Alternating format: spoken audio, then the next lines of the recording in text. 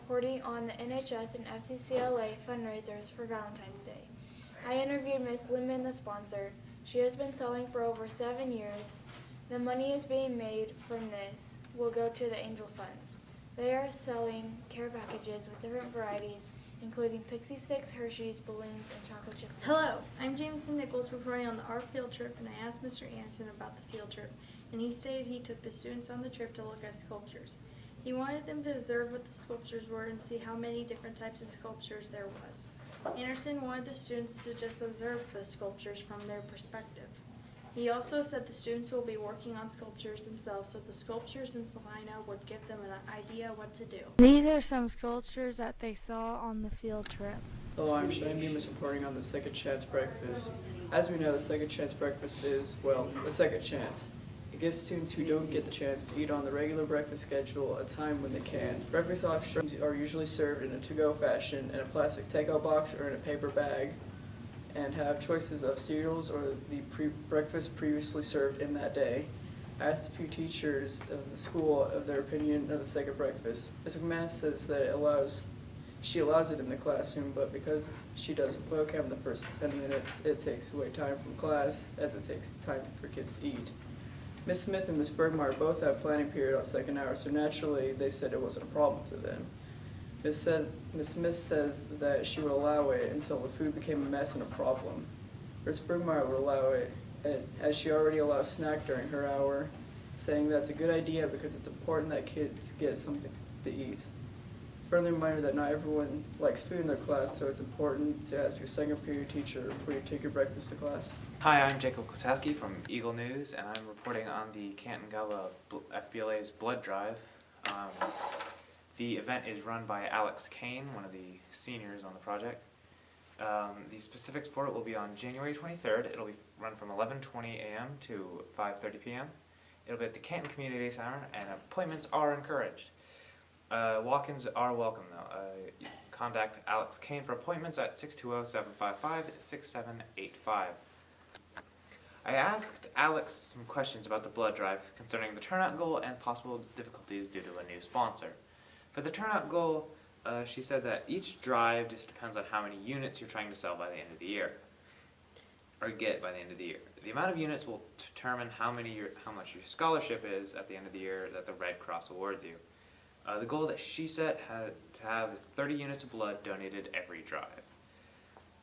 Some drives she's been over the amount, and sometimes drives she's been under the amount. So it pretty much evens itself out. With the difficulties about a new sponsor, she said that there have been more difficulties this year regarding the blood drive due to the previous sponsor being a little bit more involved, and this would help preparing this and setting up everything.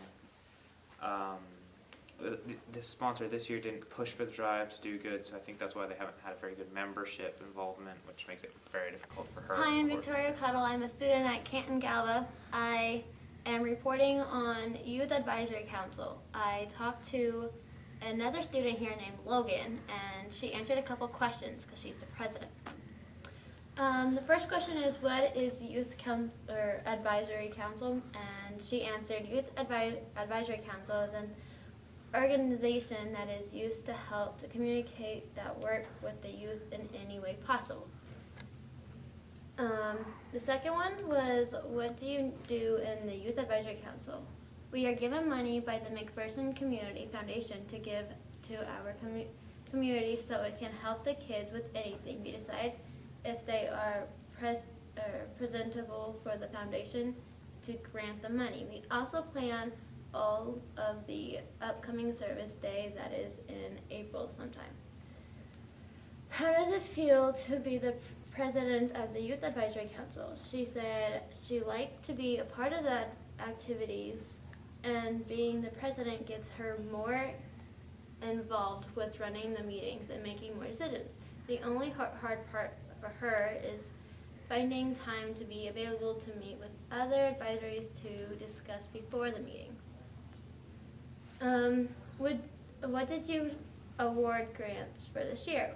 She said we started in $1,500 and ended with 0. We give all the money out or give back to the foundation to give out somewhere else. We did multiple different Hi, items. I'm Joseph Johnson, and I talked to the new secretary the other day and asked her some questions. Mrs. Hamby applied for this job for more hours, and she thought she'd be a good addition to it. Her job before this was at the NCRA refinery in McPherson, not far from here. She likes this job because it keeps her busy and she likes the people around here.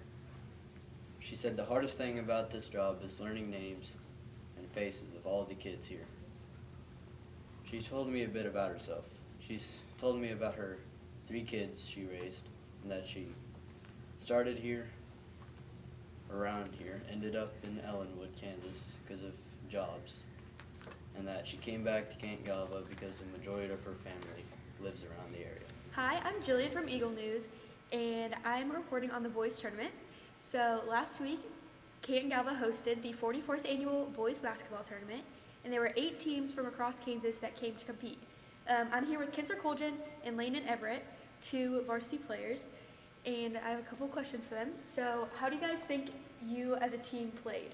We had some trouble defensively keeping our guy in front of us, and we turned the ball over a lot more than we should have, but we continuously pulled down rebounds and boxed out well and forced them to foul. So what do you think the highlight of the tournament was? I think the highlight of the tournament probably would have been the St. John's game. Everything started coming together. We had multiple scores from everybody. We had 4 players in double-digit scores, so scoring was more spread, and we brought down a lot of rebounds and got them in foul trouble. Awesome. So we will head over to the bracket and see the standings. Out of the 8 teams, coming in 8th were St. John's Military School, Canton Galva in 7th, Wichita Classical in 6th, Sedgwick in 5th, El Saline in 4th, Bennington in 3rd, Wichita Warriors in 2nd, and Moundridge in 1st.